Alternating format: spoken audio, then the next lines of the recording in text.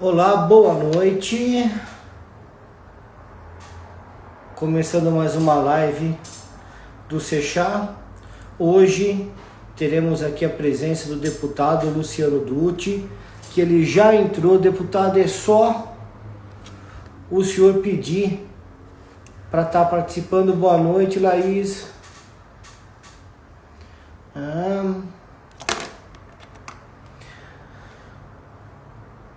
Sofia. Estou aqui esperando o pedido do deputado Luciano Dutti. Eu tive uma conversa com ele em novembro que foi excelente. Tenho certeza que agora vai ser até melhor. Oi, mãe, tudo bom? Gabi, boa noite. Opa, chegou.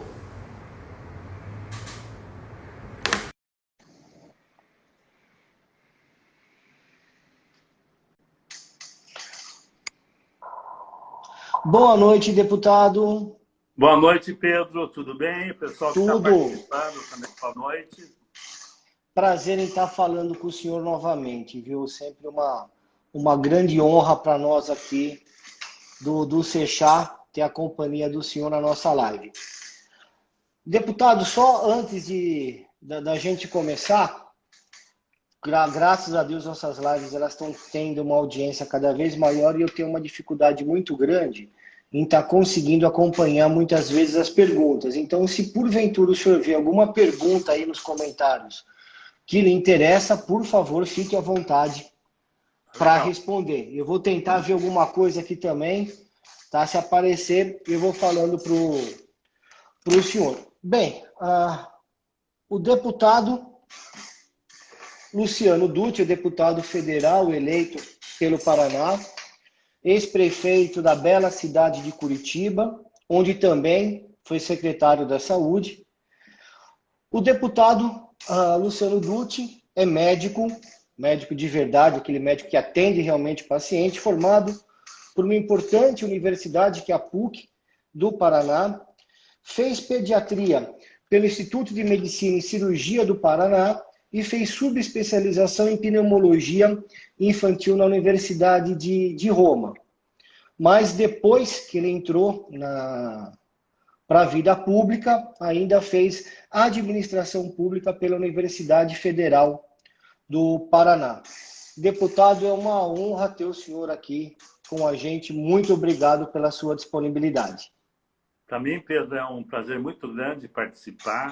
O Sechap dá o maior apoio para todo o trabalho que a gente vem desenvolvendo no projeto da cannabis. Né? Pessoal que participa, pessoal sempre engajado e que vai nos ajudar muito nos próximos dias a aprovarmos o substitutivo do PL 399. Muito obrigado, deputado. Com certeza vamos ajudar sim. Bem, para quem não sabe, o deputado, no dia 20/4, né, ele leu. Como é que eu posso falar, deputado? É o substitutivo da PL 399? Isso. Que foi escolhido a dedo do dia, porque dia 20/4, para quem não sabe, é o Dia Mundial da Cannabis, então foi um dia memorável para estar apresentando, para ler esse substituto. Deputado, o senhor está confiante da aprovação desse relatório na comissão, ou o senhor acha que vai para plenário? Não, eu confio muito que a gente consiga aprová-lo na comissão. Se vai para o plenário, não vai para o plenário, é uma questão subsequente, né? Subsequente, ela pode ir como pode não ir. Mas mesmo no plenário, eu acredito que a gente tem condições de aprovar o projeto. O projeto, ele não é porque eu fiz ele, porque trabalhei. Mas, na verdade, assim, esse projeto, esse substitutivo, não é um substitutivo que saiu da minha cabeça. A gente conversou com muita gente, conversou, visitou, chamamos técnicos, especialistas, técnicos da Anvisa, técnicos do Ministério da Agricultura. Fomos fazendo todo um trabalho em conjunto com o pessoal da área da segurança também, buscando todas as condições para ter um substitutivo que pudesse atender realmente a necessidade que o país tem hoje de poder cultivar cannabis e também cultivando o cannabis para poder produzir produtos e medicamentos à base de cannabis, poder fazer pesquisa, poder avançar na questão industrial também. Então, a gente buscou todas essas informações e foi montando esse quebra-cabeça aí, junto com a consultoria legislativa, junto com a minha assessoria, junto com outros técnicos, para chegar no resultado final. Eu sempre digo, o resultado final, talvez ele seja... todo mundo possa ter um questionamento em algum ponto do resultado final. Mas a gente fez o resultado final buscando o quê? Buscando a aprovação do projeto também. Né? Porque não adianta eu ter um super projeto, um ótimo projeto que agrade uma boa parcela, mas que você não consiga torná-lo viável de aprovação. Então, eu busquei assim, no bom senso, e buscando também os deputados de bom senso, para poder a gente estar discutindo agora as emendas nos próximos dias e depois, na sequência, poder estar votando na comissão. E acho que se tudo correr bem, todo mundo pensar bem, e um grande problema que nós temos, assim, é que as pessoas não leem, né? As pessoas pegam o projeto e escutam falar. Ah, vai liberar maconha, vai fazer isso, vai fazer aquilo. Não é nada disso.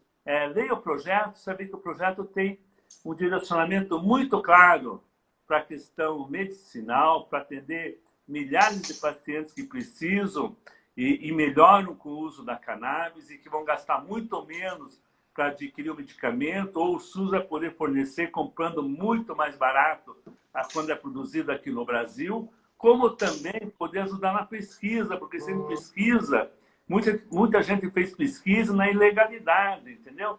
Então, se você não conseguiu avançar, você pode avançar muito na questão da pesquisa da cannabis, e o Brasil está super preparado, porque tem profissionais competentes para fazer isso, profissionais que conhecem a fundo essa história, desde quando começou tudo isso com o Dr. Elisaldo Carlini, muita gente se envolveu nesse processo, e nós temos também toda uma outra parte que também interessa na questão econômica para o país, que é a cannabis industrial. Então, a gente conseguiu juntar tudo isso nesse substitutivo. E ele está muito bem, na minha opinião, muito bem amarrado, atende as associações, atende farmácias magistrais, atende farmácias vivas do SUS, atende indústria farmacêutica, atende universidades na questão da pesquisa e atende o setor do agronegócio na questão da cannabis industrial. Então, assim, acho que é um projeto amplo, ele não está simplesmente focado em um ponto. Ele está assim, um projeto amplo para poder a gente colocar a questão da cannabis no Brasil hoje como uma questão importante, né, nesse pós-pandemia, na questão dos pacientes, que acho que é mais... Porque quem puxou toda essa conversa no Brasil, Pedro, você sabe, foram os pacientes. Foram as associações através dos pacientes, das famílias, né, dos usuários que precisam do medicamento. E assim, o mais interessante, quando você vai ver, quem tem dinheiro consegue ter acesso, tá? Ele vai na fila da Anvisa, ou consegue autorização de importação, pega um advogado, consegue... Agora, milhares de pessoas pobres, que muitas vezes o seu filho precisa do medicamento, além de ele não ter informação, ele não tem acesso, ele não consegue chegar no medicamento. Então, acho que isso que é o principal de tudo que nós discutimos ao longo desses últimos meses aí. O Anderson Matos, ele mandou uma pergunta que, por coincidência, era a próxima que eu ia fazer para o deputado. Ontem eu assisti pela TV Câmara um debate entre me esqueci o nome agora, do mediador lá do programa da TV Câmara, tinha uma senhora da Associação Amor Eterno, o Pedro da Santa Cannabis, Osmar Terra e o deputado Paulo Teixeira. A impressão que eu tive é que o deputado Osmar Terra ia fazer aquela questão de ser o dono da bola. Que se ele não conseguisse ter a negativa na comissão, que ele iria levar para plenário. Ele deixou sinalizado isso assim, muito claro e com não vou dizer uma arrogância, mas com uma petulância típica do deputado. Caso isso aconteça, de levar para plenário, o senhor acha que ainda nossas chances são boas Eu acredito que sim. Veja bem, independente do posicionamento do Osmar Terra, é um instrumento legislativo que existe quando você consegue um número de assinaturas X, que são 51, tá? Você poder levar um procedimento aprovado de uma comissão, levar isso para o plenário. Isso é muito, assim, não é uma coisa comum, não é comum acontecer isso, não é comum recorrer de uma decisão de uma comissão especial. Mas caso isso ocorra, o que eu espero? O que eu espero? Se isso ocorrer, a gente vai trabalhar para que o presidente da Câmara paute o mais rápido possível se o requerimento vai ser aceito ou não vai ser aceito. Porque esse é o primeiro ponto. Porque ele vai fazer um requerimento questionando a decisão da comissão e para discutir isso em plenário. Então, assim, o plenário da Câmara tem que aceitar ou não aceitar esse requerimento que foi encaminhado. Lógico que a maioria, eu acredito que nós temos uma boa condição de rejeitar esse requerimento em plenário. Rejeitando o requerimento em plenário, não vai discutir em plenário, vai valer o que a comissão aprovou e vai direto para o Senado daí, né? Agora, se a comissão, por exemplo, se o plenário aceitar o requerimento, vamos enfrentar ele no plenário também. A nossa vontade, o ano passado, era de enfrentar no plenário. Nós queríamos aprovar um requerimento de urgência para poder votar em plenário, para a gente não perder muito tempo, né? E isso, infelizmente, não foi pautado, mas nós estávamos preparados para enfrentar o relatório no plenário. Então, para nós não vai ser nenhuma novidade se isso acabar acontecendo. E nem assim uma grande preocupação, porque a gente tem assim, certeza que as pessoas, se olharem, se lerem, tiverem bom senso, vão perceber que o projeto é super seguro, que vai dar condições para o país produzir de forma legal produtos e medicamentos à base de cannabis. Veja só, Pedro, assim, você é uma pessoa que sabe mais do que eu sobre esse assunto. Você é um médico prescritor, sim, eu sei do projeto de lei, mas você sabe o que eu vou falar. Obrigado, deputado. Pessoas falando que nós estamos fazendo uma lei para produzir medicamentos à base de maconha, tá? Para mim, eu não vejo dessa forma, em primeiro lugar. Porque nós vamos produzir medicamentos à base de cannabis. Porque maconha não é um termo científico, certo? Não é um termo científico, é um termo usado popularmente. E maconha, para mim, para minha interpretação, é aquilo que você fuma com alto teor de THC. Tá? Nós vamos produzir produtos à base de cannabis, que vai ter, às vezes, THC, mais THC, às vezes menos THC, às vezes só CBD, às vezes um pouco mais disso. Então, assim, quando você vai trabalhar com a questão da maconha, você vai trabalhar com altos percentuais de THC, para você poder produzir os efeitos que a maconha produz quando a pessoa fuma maconha. Agora, o medicamento é diferente, por isso que eu tenho usado sempre medicamentos à base de cannabis, porque você usa no Mevatil, por exemplo, você usa 0,27 de THC, por cento de THC, e 0,25 de CBD. Tá certo? Isso não vai dar nenhum, você não vai comprar, não vai gastar R$3.800 para comprar um vidrinho de Mevatil para tomar, para te dar um barato. Não é verdade? Verdade. Então, assim, a gente tem que desmistificar um pouco esse negócio de medicamento à base de maconha. Entendeu? Em primeiro lugar. Porque se tinha que ter 15, uma maconha boa, tem que ter 15, 16, 17% de THC. Ela não vai ser uma maconha com cânhamo, não vai te dar nada, vai te dar dor de cabeça.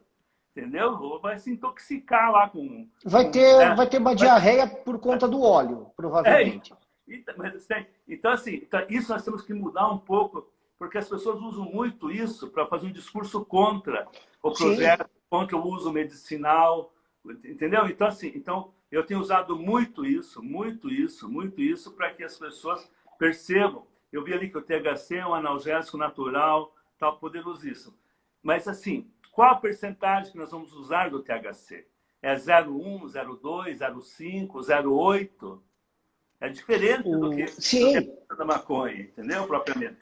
Então, no projeto ainda diz assim, ó, você, para pessoa física, não pode comprar partes da planta, não pode comprar chá, não pode usar, não pode fumar, Então assim, isso tudo está resolvido nessa questão preconceituosa que é, a gente tem que enfrentar ela para poder também dar uma avançada nesse processo todo, porque a minha preocupação, bem no fundo, é que as pessoas possam ter acesso a um medicamento de qualidade, a um produto de qualidade de cannabis, e que possa resolver aquele problema da pessoa que tem autismo, da pessoa que tem uma epilepsia refratária, da pessoa que tem uma dor crônica, da pessoa que tem um tremor essencial. A gente possa resolver essas questões e tantas outras que a gente... E com a pesquisa, tenho certeza que vai ser ampliado ainda os benefícios que a cannabis pode trazer para a gente a nível de saúde.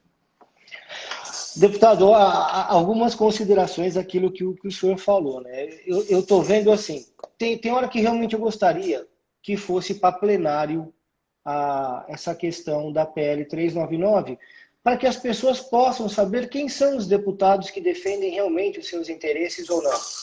Né? Naquela pesquisa que a senadora, eu não esqueci o nome dela agora, já vou lembrar já. Mara Gabrilli. Que é até da região aqui do ABC de São Paulo, Mara Gabrilli. Que a maioria das pessoas são a favor da cannabis e seu uso medicinal. Então seria importante que essas pessoas soubessem qual é o posicionamento do seu deputado em relação a isso, para que elas pensem melhor em quem votar nas próximas eleições. O pessoal do IPSEC, lá o Bruno Pegoraro, tem feito um trabalho muito bacana sobre isso. Outro dia eu vi um vídeo de um colega do senhor aí do Congresso falando sobre a liberação da cannabis. Foi um negócio assim, que realmente, como o senhor falou, de quem não leu nada, não entende nada do projeto. Agora, só uma complementação, uma coisa engraçada, um assunto interessante que o senhor falou. O senhor já ouviu falar de Nabiximol? Que é o Nabiximol. Não. O senhor já ouviu falar esse termo? Então eu vou te contar. Deputado, a GW de Londres, quando ela fez o Mevatil, né, que é o Sativex, né, o Sativex e o Mevatil no Brasil, ela não conseguiu autorização em nenhum lugar do mundo. Então ela inventou, tá, que o Sativex, ele não é maconha, ele não é cannabis, ele é Nabiximol. Eles inventaram um nome, tá? Então é que se o senhor colocar Nabiximol, vai aparecer o Sativex, como se fosse uma classe diferente de medicação. E através disso que eles conseguiram autorização em diversos países. Tá? Inclusive, a regulamentação que produtos acima de 0,2 de THC precisaria de receita amarela do tipo A, isso foi feito depois que o Mevatil estava sendo vendido no Brasil. Só para o senhor ver, então, esse Nabiximol, né, eu achei uma coisa muito engraçada o que as indústrias muitas vezes fazem para conseguir burlar as legislações. E a outra coisa, deputado, é que isso que o senhor está fazendo com o substitutivo da PL 399, mais do que tudo, é garantir a segurança dos pacientes. Porque muitas vezes hoje eles vão atrás, eles não têm condições, como o senhor mesmo falou, do preço, do acesso a essa medicação, que quem tem dinheiro tem acesso, quem não tem, não tem. Essas pessoas vão procurar no mercado negro. E sabe lá Deus o que elas estão dando para os seus filhos doentes ou para o seu pai com Parkinson, alguma coisa assim. Então, esse substitutivo, eu acho que mais do que tudo é a segurança dos nossos pacientes. Deputado, eu venho conversando com outros deputados e também com algumas associações. E as associações, todas elas não vou dizer que elas reclamam, mas elas pontuam 2 pontos da PL. O primeiro é o artigo 8º, que diz o seguinte, deixa eu pegar aqui, sei que o senhor não vai saber de cabeça isso, mas eu tenho ele marcado aqui para o senhor ver, que diz assim, o pedido de autorização para cultivo, bem como a solicitação de cotas de cultivos de plantas de cannabis para fins medicinais de uso humano, serão dirigidos ao órgão sanitário federal e que o cumprimento dos requisitos de que se trata essa lei não isenta do atendimento de requisitos específicos exigidos pelo poder público, mediante regulamento, como condição para concessão de autorização para cultivo de plantas de cannabis para fins medicinais. O que eles alegam é que esse artigo pode trazer uma série de exigências que inviabilize as associações de estarem trabalhando. E eles usam de exemplo que a gente tem uma associação que ela destoa de todas as outras, que é a Abrace, que apesar de todo o poder que a Abrace tem, vamos chamar assim, porque ela tem muitos pacientes, ela não conseguiu, alguns meses atrás, ela teve um problema de não estar conseguindo contemplar todas essas exigências. O senhor acha que esse artigo 8º que as associações estão pontuando, o senhor acha que realmente isso pode ser um problema para elas ou não, deputado? Eu não acredito, porque todas essas questões, que você tem que deixar, eu não posso regulamentar todo um processo, né? Em um projeto de lei eu não posso regulamentar tudo o que vai acontecer, tem que deixar para o executivo fazer a regulamentação, tanto é que no final tem 180 dias para ele poder regulamentar o projeto como um todo. Então, em todos os artigos, praticamente, você tem essa exceção de que o poder público pode acrescentar algo. Nós colocamos a questão principal, básica principal. Então, eu não acredito que ele possa fazer mais que o básico principal. E tudo sob critérios objetivos, né? Não pode ser nada subjetivo, então tem que ser objetivo. Eu acredito pela situação que as associações têm, e esse cumprimento não é só para as associações, é para todo mundo, né? Eu acho que elas têm condições plenamente de estar fazendo isso. Agora, o que eu fiz? Eu tenho que, assim, tem coisas que a gente... É difícil você ficar explicando, né? Porque nada impede que um deputado apresente uma emenda pedindo para retirar parte daquele artigo. Está entendendo? Eu preciso primeiro aprovar o projeto inteiro, para depois ir para as emendas.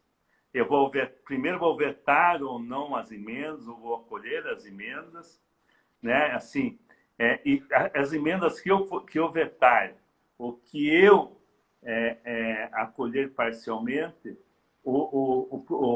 quem promoveu aquela emenda, cada partido pode apresentar dois destaques das emendas que ele apresentou para votar em plenário.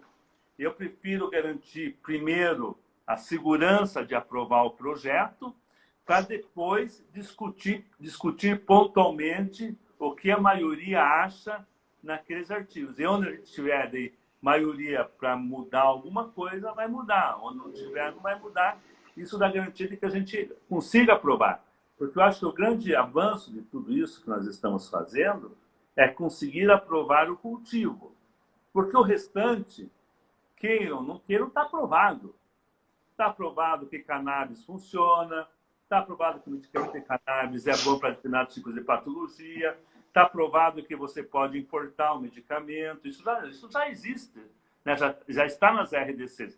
Também já tem na RDC que eu posso importar insumos aqui para o Brasil e produzir medicamento aqui no Brasil. Então, todas essas questões, de uma certa forma, elas estão resolvidas. O que não está resolvido é o cultivo. É o cultivo que não está resolvido. A questão da pesquisa que não está resolvida, ainda claramente, é a questão industrial que não está resolvida. Só que você, o laboratório Prati Danaduz, aqui do meu estado, um grande laboratório, o maior produtor de medicamentos para o SUS do Brasil, é um grande laboratório, ele produziu um CBD puro aqui, diz que é puro, mas é fitoterápico, então a gente tem uma discussão sobre isso, né? E que custa hoje nas farmácias R$2.000, porque ele teve que importar um insumo para produzir aqui. Ele trouxe do Canadá um insumo para poder produzir aqui. Então, por que eu vou viabilizar a indústria de agricultura ou a indústria farmacêutica lá do Canadá para produzir o óleo, para trazer aqui, para embalar aqui e vender a R$2.000?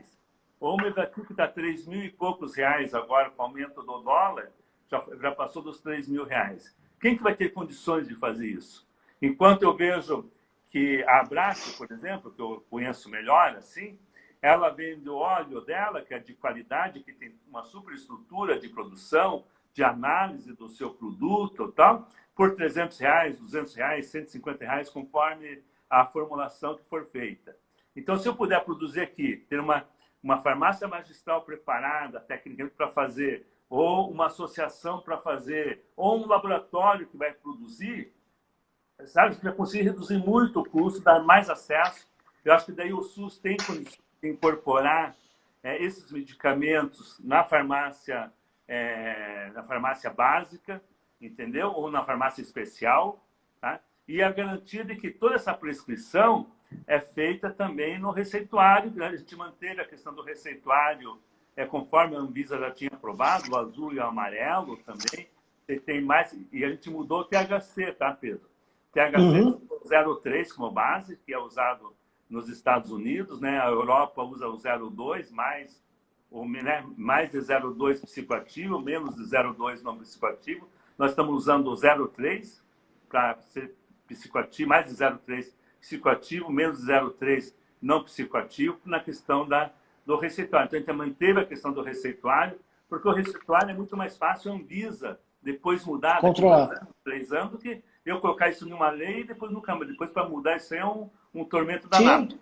Então, a gente deixou várias coisas que, quando eu digo assim, que o poder público pode também complementar a regulamentação, é por causa disso mesmo, entendeu? Porque se daqui a pouco, daqui 2 anos, muda a gerência, fica mais fácil, fica mais difícil, você tem uma maleabilidade, uma facilidade sem mudar a questão da lei. Tá?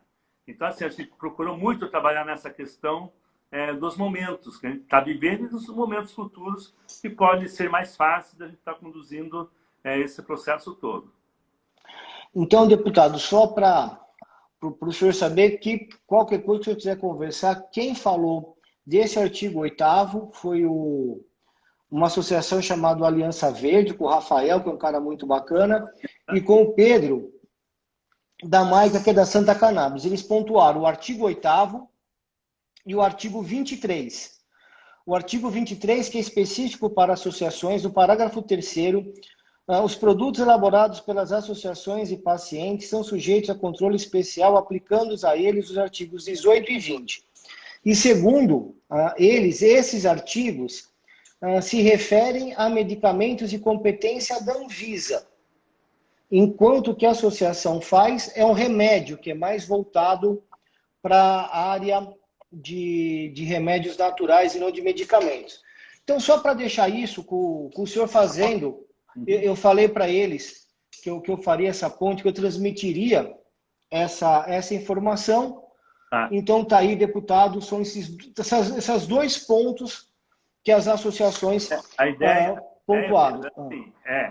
Que o médico seja o prescritor, tá? Sempre assim, o médico seja o... Então, se o médico é o prescritor, conforme a graduação do THC, ele vai usar um tipo de receituário ou outro tipo de receituário. E para ele não tem nenhuma dificuldade de mudar um receituário para o outro. Não é? Eu não vejo um grande problema nessa história, entendeu? E vai seguir o quê? Vai seguir o receituário que a Anvisa determinar. Sim. Entendeu?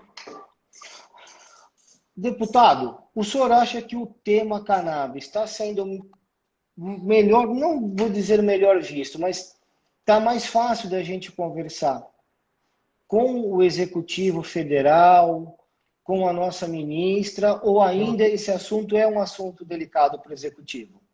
Eu acho que esse assunto, eu acho que a gente tem que aprovar ele agora, tentar aprovar ele dentro do Legislativo, depois mandar para o Senado e começar a ter uma discussão daí com o Executivo.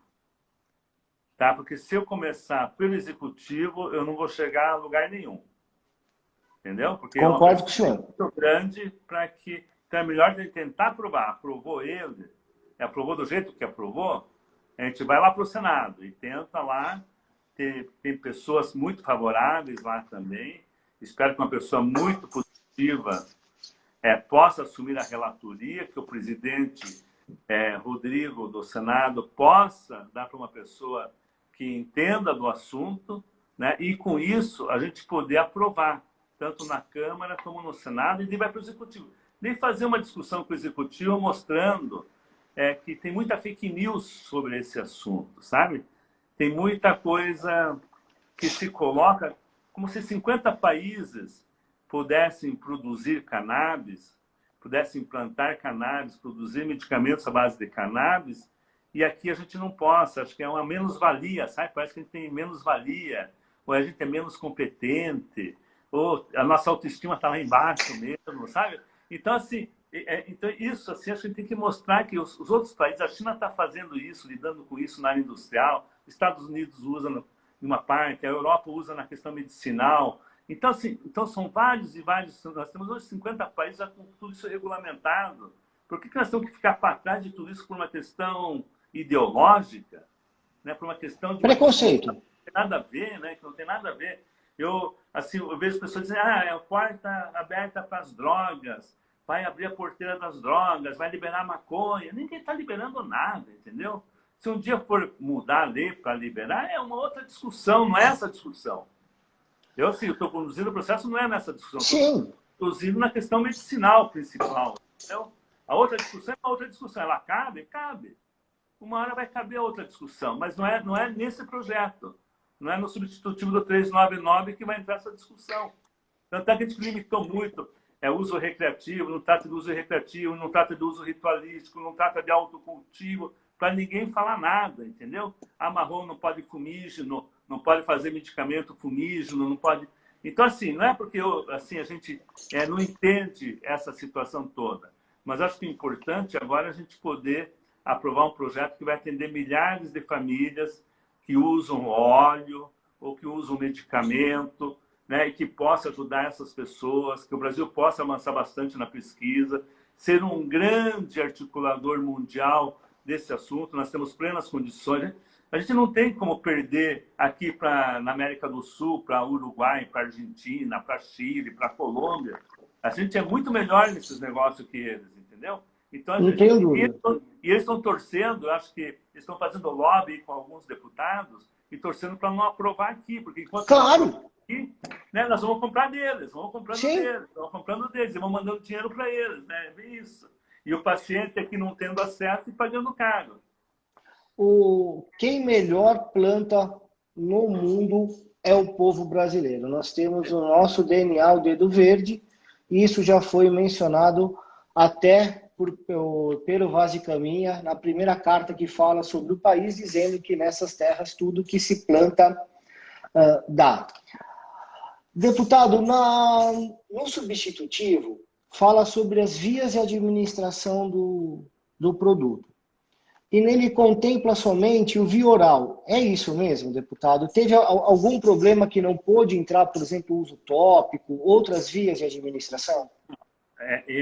Entra todas as formas, sólidas, semissólidas, líquidas, semilíquidas. Tá? Vai poder entrar pomada tranquilamente, creme tranquilamente, tá? Isso vai poder entrar tudo. O que está vetado é a questão de fumar, entendeu? Como alternativa inalatória, tá? Eu sei que tem gente que usa, eu vi experiências da Alemanha que usa, que importa flores do Uruguai ali para fazer inalação e tal. Mas se eu coloco isso, vai dar maior confusão, os caras vão deturpar mais ainda. Então, acho que agora é hora de nós que somos favoráveis termos bom senso de saber aonde a gente pode chegar para aprovar. Porque não adianta eu fazer um projeto que é ótimo, vai achar o máximo, e a gente não aprova, não ficar na mesma, entendeu? Vai ficar na mesma. E daí a pressão, daí vai vir a pressão para daqui a pouco, como aconteceu lá com a Abrace, como aconteceu agora com a PEP, entendeu? Então a gente tem que tentar resolver toda essa situação de quem já está funcionando, quem tem condições de estar resolvendo o problema de milhares de pessoas, elas terem segurança de resolver isso, né? Eu acredito muito que o OPL dá essa condição. Coloquei 24 meses para se adequarem às condições do projeto. Todo mundo que eu falei falou que é perfeitamente viável, porque a maioria que eu conheci inclusive, já faz isso. Já faz isso.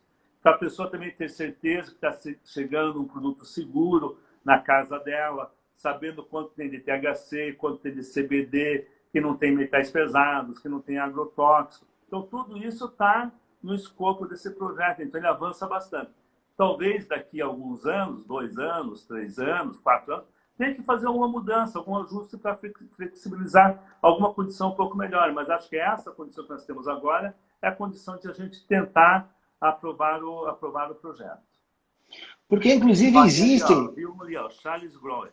Planta maconha, mas assim, planta cannabis, então, entendeu? Eu tenho que fazer esse trabalho eu tenho que fazer para que ninguém tente misturar as bolas, entendeu?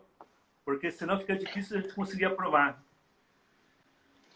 Deputado, o apoio, nós temos o apoio do agronegócio, da bancada do boi, e isso foi decisivo, está sendo decisivo para a aprovação do substituto? É uma pergunta do Anderson Matos aí para o senhor. Assim, ó, eu vi ali aqui, maconha é o nome, não, o nome é cannabis, só para deixar bem claro. É bem claro que o nome é cannabis, não existe maconha, não é nome científico de nada. Não. Cannabis é o nome científico. Assim, para deixar bem estabelecido, assim, entendeu? O agronegócio tem pessoas que apoiam o projeto com a questão medicinal, com a questão também do interesse do agronegócio daí no setor industrial. Você veja só, hoje no setor industrial, você vai plantar cânhamo, que e a gente classificou cânhamo no nosso substituto, tá a definição do que é cânhamo daí, tá? Que é toda planta de cannabis com menos de 0,3. Então, praticamente, quando ela for seca, ela não tem nada de THC. Tá? E essa planta, hoje, no mundo, ela é usada muito e é muito melhor que o algodão, por exemplo, a indústria têxtil. Né? Porque a fibra do cânhamo é uma fibra longa, a fibra do algodão é uma fibra curta. Então, ela é uma fibra muito melhor para você trabalhar com esse tecido. A Levi's, por exemplo, tem já o setor de jeans dela à base de cânhamo, por exemplo. Tem várias indústrias têxteis do mundo já trabalhando com essa questão. Quando você pega a celulose, para fazer papel, aqui no Brasil nós temos grandes indústrias de celulose. Aqui no meu estado tem a Klabin, que é uma grande indústria de celulose, que ela planta eucaliptos e pinos. Eucalipto, ela, para fazer a primeira colheita, às vezes ela faz com 6 anos, 7 anos, né? Depois ela faz a segunda colheita com 14 anos, 15 anos. O pinos é mais de 10 anos para você colher ele para transformar em celulose.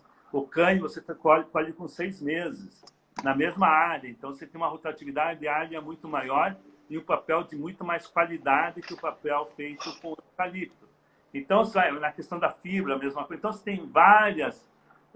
na questão cosmética, o pessoal da indústria cosmética que procurou para conversar sobre o assunto, eles têm muito interesse como hidratante. O cânhamo é muito bom como hidratante. Então, os cremes com cânhamo vão ser o maior sucesso no mundo. No mundo inteiro. Eu não quero nem citar, mas nós temos grandes indústrias que são nacionais e que estão no mundo todo hoje na área de cosméticos. Então, acho que assim, que é um outro mercado, né? Não é o mercado da medicinal, mas é um outro mercado. E a gente, para poder conseguir fazer uma coisa bem feita, vamos tentar resolver todas as situações, entendeu? O senhor falando, né, da questão da fibra, do cânhamo relacionado à fibra do algodão, o senhor isso aí também é rodapé de livro, deputado. O senhor chegou a ver um vídeo chamado Hemp for Victory? Não lembro de ter visto. É um documentário de 1942, do governo Roosevelt americano. Então, ele faz em 37 a taxação, né, o imposto sobre a marihuana, e proíbe a plantação de cannabis nos Estados Unidos. Em 41, ela é retirada da farmacopeia americana, mas em 42, o Ministério da Agricultura norte-americano lança esse vídeo, chamado Hemp for Victory, onde ele incentiva os agricultores dos Estados Unidos a plantar hemp, porque ele precisava para a Segunda Guerra Mundial. Os Estados Unidos compravam o hemp, que era vendido pelo Japão, o Japão comprava da China e revendia para os Estados Unidos. Com a Segunda Guerra Mundial, o Japão parou de vender para os Estados Unidos se viu sem uma fibra para fazer cordas navais, paraquedas, lonas, fardas. Então, é uma coisa interessante, porque é o mesmo governo Nixon, né? Desculpa, o mesmo governo Roosevelt, né, que ficou por 4 mandatos seguidos nos Estados Unidos, ele é o mesmo que proíbe a cannabis e é o mesmo que incentiva a produção de hemp. Quando o senhor tiver uma oportunidade, deputado, é uma coisa assim, interessante, só para conhecimento. Deputado, o que o senhor acha, né, o quanto que pode nos ajudar a frente parlamentar que o deputado Bacelar está colhendo assinaturas? Eu acho que ajuda bastante. Ter uma frente parlamentar que defende a cannabis medicinal, ela alavanca muito a questão de você poder discutir, e não só agora para aprovar o projeto, mas depois, na sequência, para poder produzir os avanços, para poder discutir as mudanças. Eu acho que uma frente parlamentar sempre ela é muito importante, principalmente no caso da cannabis, porque é um assunto assim que muita gente tenta polemizar, e quando você tem uma frente parlamentar, você vai ter mais de 171 deputados já favoráveis, em tese, né? Tá? Sim, e nós temos isso, deputado. O Bacelar está montando a frente. Então, e como é um momento de pandemia, vamos dizer assim, onde o trabalho é remoto ainda, então, para a gente conseguir montar uma frente, é muito mais difícil para montar, para você pegar assinaturas para uma PEC, também é super difícil, porque as coisas ficam muito distantes, porque normalmente todos nós estávamos terça-feira lá em Brasília, né? E tinha terça, quarta, quinta, o pessoal todo coletando a assinatura, o pessoal assinando, convencendo a pessoa para assinar. Hoje não, hoje a coisa está um pouquinho mais distante, né? Tanto é que nós ficamos parados com esse PL, está pronto desde maio. Maio está pronto, né? Tem 1 ano já que está pronto. Daí a gente chegou em setembro e decidimos colocá-lo na comissão para não desmotivar a comissão, para mostrar que tinha um projeto. E foi bom ter feito isso, que a gente conseguiu até avançar em alguns pontos que a gente não tinha avançado. E hoje tem um projeto que, na minha opinião, ele está bem construído. E, como eu digo, ele não é as maravilhas que todo mundo imagina de um lado e nem tudo que os outros imaginam do outro lado, entendeu? Ele é um projeto até um certo ponto bem centrado para o momento que a gente vive hoje, para tentar aprovar e poder daí dando os passos para poder ir avançando nessa questão. Deputado, eu não consegui pegar quem fez a pergunta, e eu também não lembro de ter lido sobre isso na PL, que eles perguntaram o seguinte: na PL fala alguma coisa sobre tributação? O quanto que isso vai... Não fala, né? Não, tá. não fala. Não trata do assunto. Existe, assim, uma ideia de quanto o senhor acha que com a PL pode trazer de tributos ao país ou não, deputado? Olha, primeiro começaram a falar em 4.800, 5 bi na questão medicinal, tá? Daí, quando você vai para a industrial, você vê, quando junta tudo, você vê mais uma questão mundial de um giro de 166 bilhões de dólares, tal, girando em torno desse commodity, vamos dizer assim, desse negócio que envolve desde a medicinal. Tá? E vai depender o que vai girar aqui, vai depender do que nós vamos produzir aqui, da indústria que vai se instalar aqui, né? Enfim, vai depender de como que o Brasil vai apostar nisso.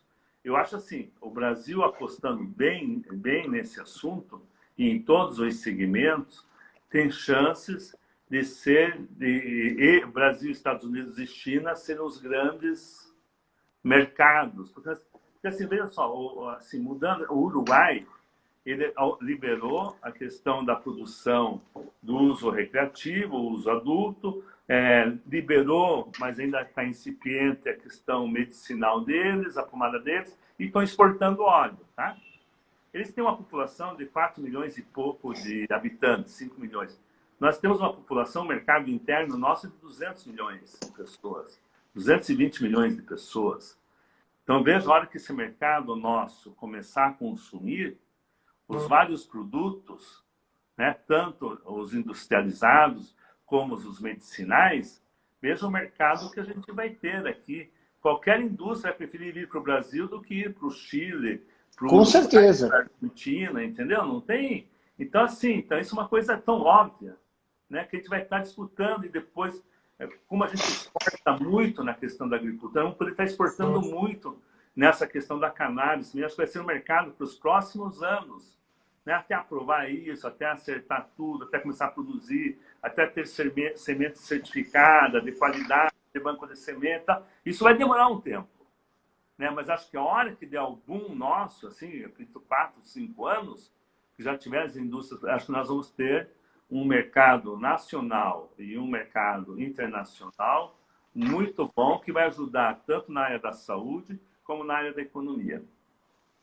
Deputado, a Fiocruz recentemente entrou na Anvisa com um pedido de autorização para a produção de produtos de CBD.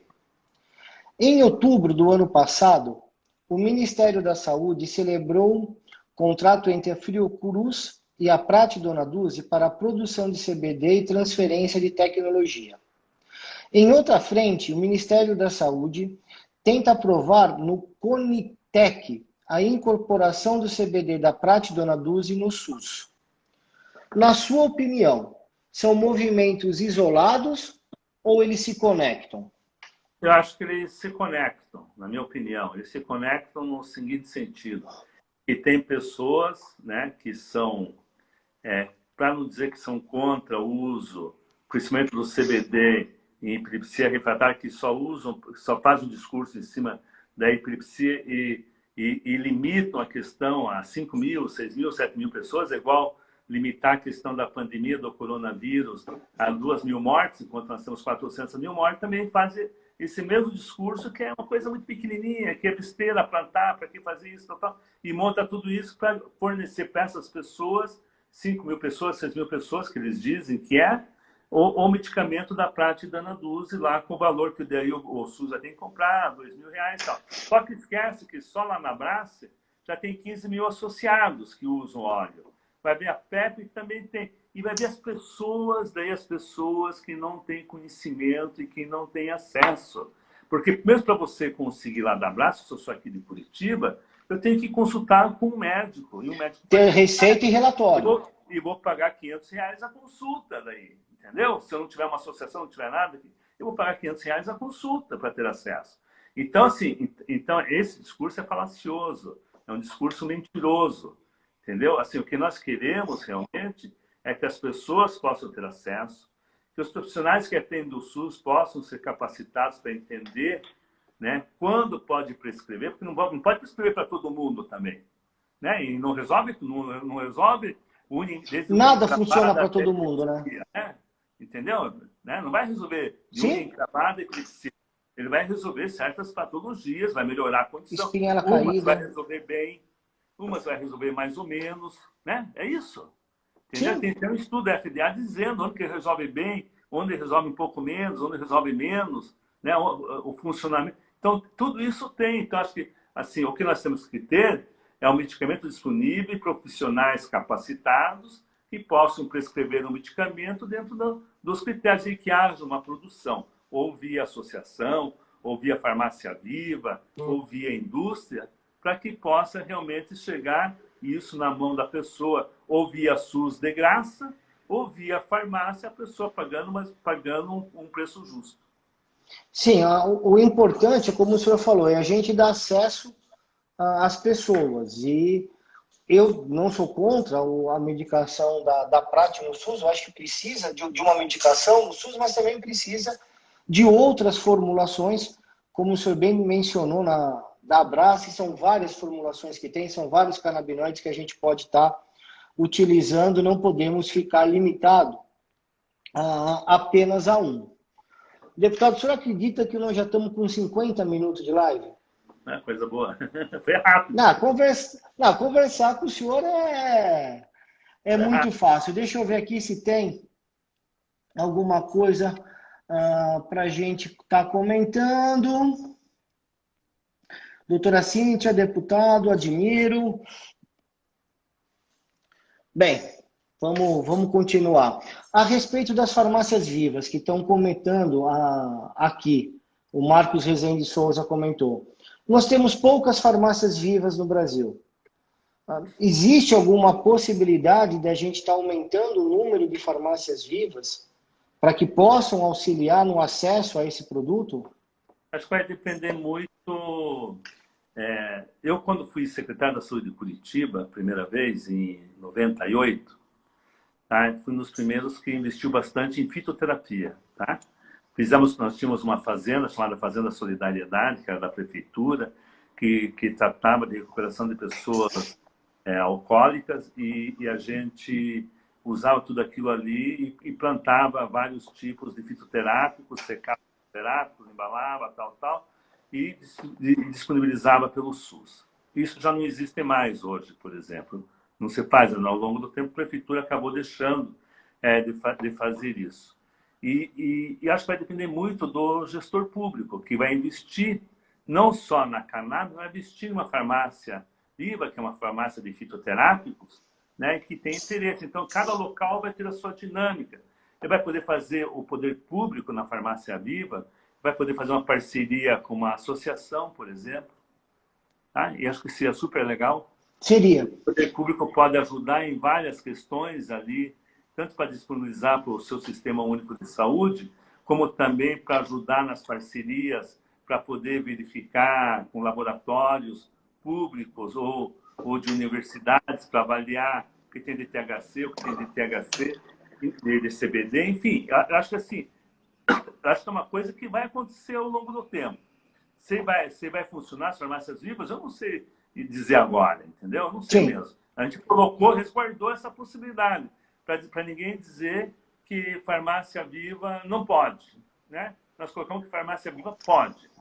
Farmácia magistral pode. Tá? Então, e vai ter o quê? Um regulamento feito pela Anvisa. Como que a farmácia magistral vai poder guardar o produto, tal, porque senão a gente não ia conseguir chegar nunca se não deixasse a regulamentação para ele. E isso combinado com as farmácias, com pessoas que entendem de farmácias magistrais, com o Conselho Federal de Farmácia, que nos ajudou muito nesse projeto. Então, nós montamos isso e elaboramos dessa forma para poder ter essa possibilidade. Porque eu não posso também qualquer farmácia de qualquer canto do Brasil deixar manipulando sem uma autorização especial para manipular cannabis dentro de uma farmácia, porque isso pode ter realmente desvio. Então, são as coisas bem conservadoras, vamos dizer assim, mas para poder ter segurança e poder mostrar para a população, para a sociedade brasileira, que o projeto é seguro e que não visa em nenhum momento liberar o uso adulto, recreativo, ou ter desvio de finalidade à produção que for feita aqui.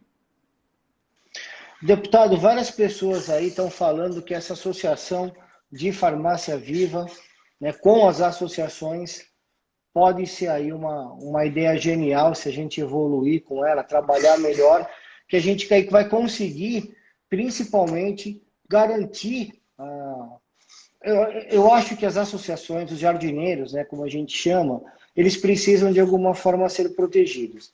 Os jardineiros vêm produzindo óleos há muito tempo, foram os primeiros que medicaram, são pessoas que têm um conhecimento sobre a produção, então a gente sempre procura, de alguma forma, estar protegendo esse ecossistema para evitar que as grandes indústrias, os grandes laboratórios acabem com isso daí, porque, pelo menos eu acredito, tá, que a gente consiga ter esses dois ecossistemas vivendo em perfeita harmonia.